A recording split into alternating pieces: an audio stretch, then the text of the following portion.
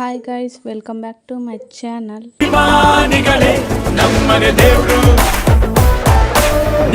ಕೇವಲ 5 ನಿಮಿಷದಲ್ಲಿ ಮಾಡುವ ರಸಂ.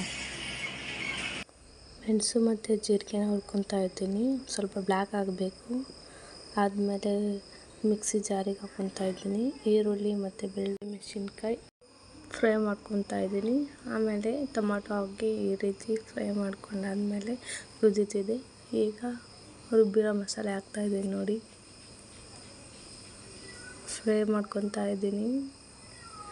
ಈಗ ನೀರು ಹಾಕ್ಕೊತಾ ಇದ್ದೀನಿ ನೋಡಿ. ಇದೇ ರೀತಿ ಹಾಕ್ಕೊಡಿ ನೀವು ನೋಡಿ ಎಷ್ಟು ಚೆನ್ನಾಗಿ ಬಂದಿದೆ ಅಂತ. ಉಪ್ಪು ಹಾಕ್ಕೊತಾ ಇದ್ದೀನಿ ನೋಡಿ.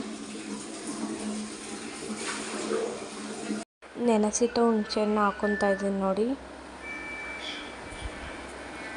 ಲಾಸ್ಟಿಗೆ ಕುದೀತಿದೆ, ಚೆನ್ನಾಗಿ ಕುದಿಬೇಕು. ಫೈನಲಿಗೆ ಬಂದಿದೆ ನೋಡಿ. ಅನ್ನ ಹಾಕ್ಕೊತ ಇದ್ದರೆ ಒಂದು ಮೋರ್ ಅನ್ನಬೇಕು.